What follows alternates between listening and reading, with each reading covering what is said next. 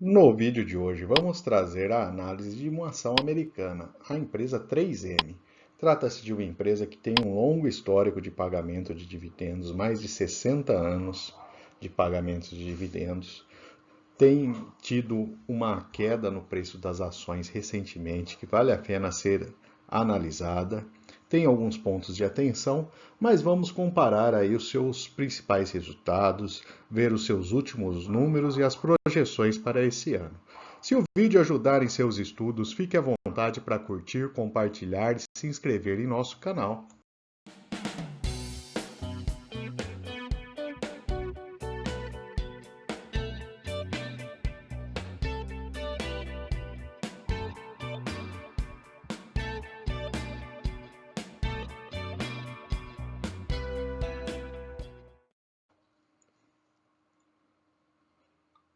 Bom, vamos começar então pelos principais acionistas da empresa. A Vanguard, BlackRock, State Street e Charles Schwab são as principais empresas que possuem fundos com participação relevante na 3M.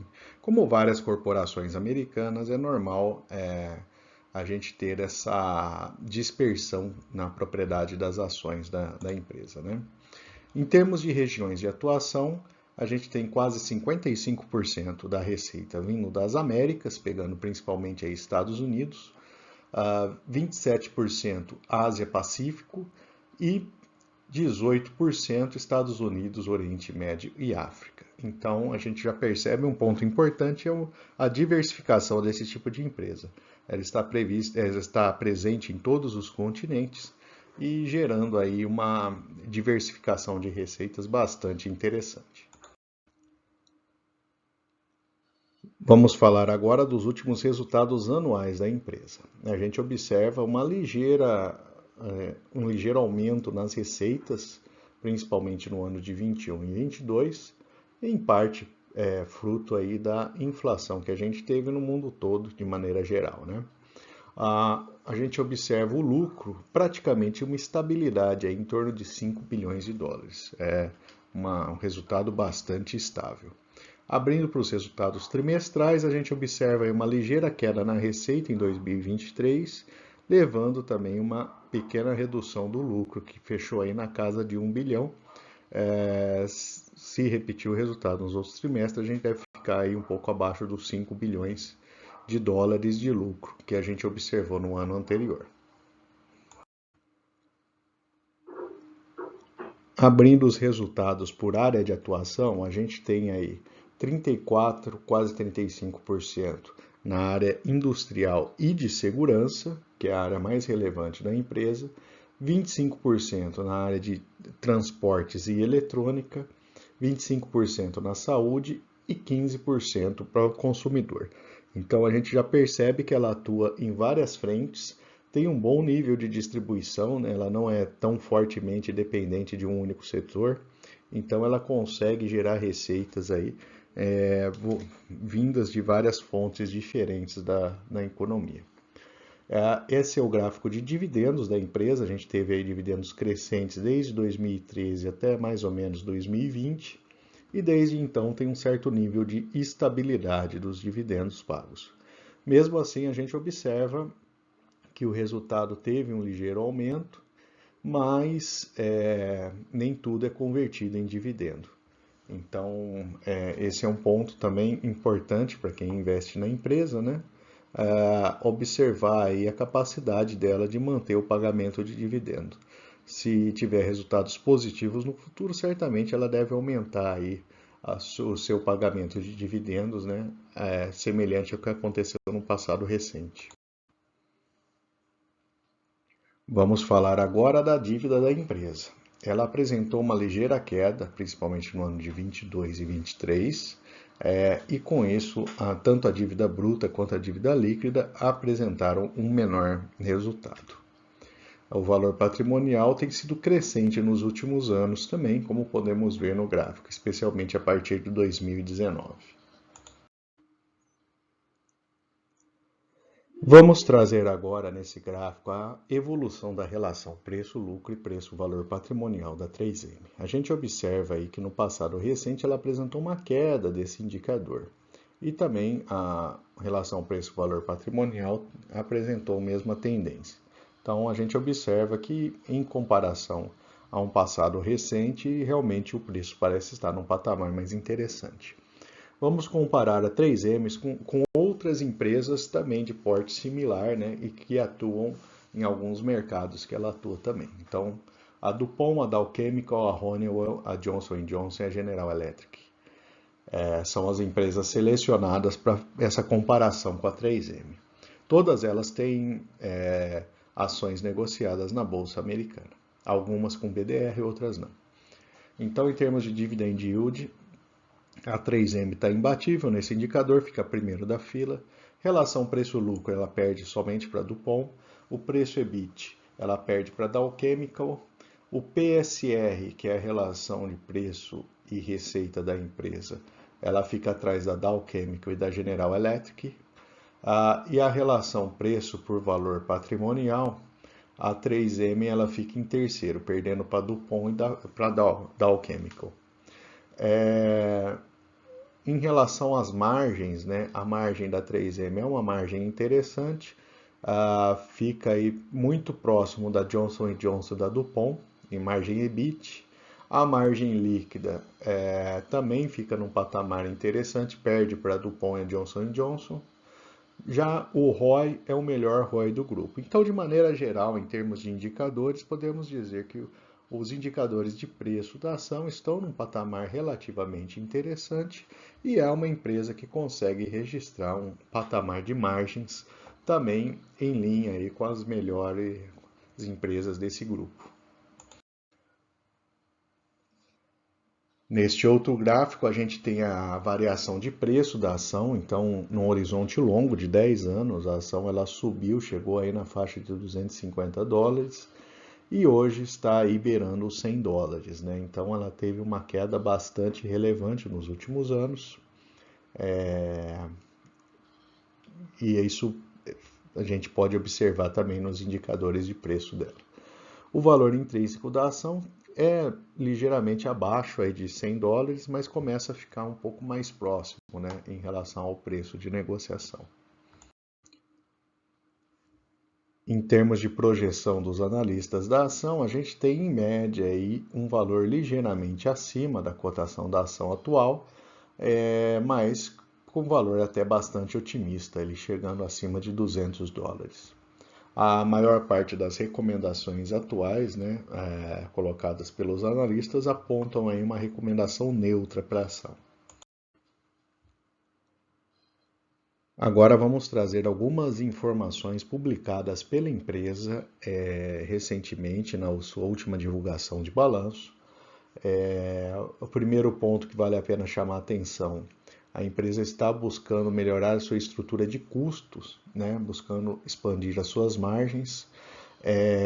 A empresa afirma que reduziu aí na ordem de 6.000 vagas de emprego na organização no mundo todo, né? Então ela está com uma expectativa aí de melhora do lucro, né, por conta aí dessa redução e dessa menor estrutura, na casa de $700 a $900 no ano. A empresa segue nesse ambiente desafiador que ela aponta, né? Então, o crescimento orgânico das vendas, houve uma queda de 5,6%. Então, isso daí, ela busca com isso também focar em suas estratégias de maneira mais objetiva, né? Avançando principalmente na área de saúde, e também tem algumas questões legais importantes que a empresa está considerando e a gente vai comentar em breve aqui. Essas são as margens operacionais e o lucro por ação. Então, vários pontos ali chamam a atenção. Então, ele traz ali o resultado teórico lá em cima de 2,63 até chegar no resultado de fato que foi 1,97. E aí alguns efeitos estratificados, o que é bastante interessante, né? A gente tem, por exemplo, ali o efeito pós-Covid, de desaquecimento do mercado de ventiladores, né, respiradores, esse tipo de coisa. Temos também o efeito da operação na Rússia, que a empresa retirou a sua operação na Rússia, também isso daí trouxe prejuízo. Efeitos, por exemplo, da força do dólar frente às outras moedas, que também impactou o resultado da empresa, que é um resultado dolarizado, né? Vamos abrir agora cada uma das áreas da empresa e dar uma olhada bem por cima assim, dos principais pontos, né? A área de segurança industrial, a gente teve aí uma redução do crescimento orgânico de 6%, né? Então, esse é um ponto importante, né? E aí, eles estimam, né, a questão dos respiradores e da Rússia, uma queda aí de 285 milhões de dólares, aí, né, reduzindo significativamente o segmento. Na área de transportes e eletrônicas, né, na área como um todo, uma queda de 11,3% no crescimento, mas eles enxergaram um declínio significativo na área de eletrônica, com uma queda de 35%. Na área de saúde, um crescimento ligeiramente pequeno, né, de 1,4%, mas pelo menos foi o crescimento, né? Então, é um ponto também, uma área importante da empresa. E para o consumidor, uma queda de 6,8% no seu crescimento orgânico. Então, esses são os principais dados. E com isso, a empresa tem as suas projeções, né?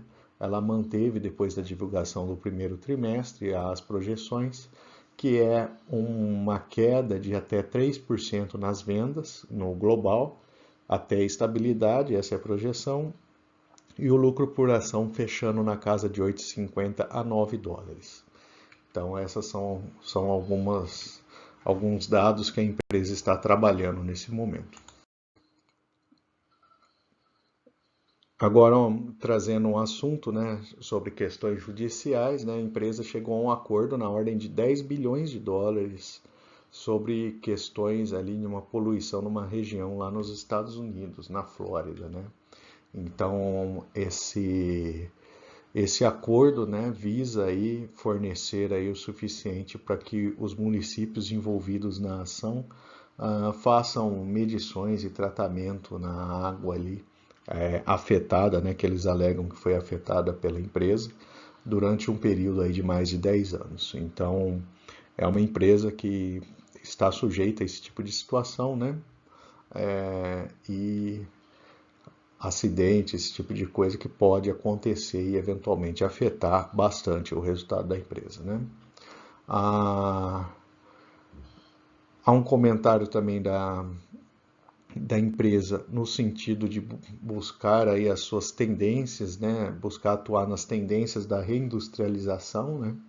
Então a empresa está atenta a isso. É uma empresa que tem uma característica bastante disruptiva, né? De inovação. Ela também busca, através do seu centro de inovação, né? Se antecipar essas tendências futuras, né? Buscando aí como atuar em áreas específicas ali no futuro. E aqui é uma visão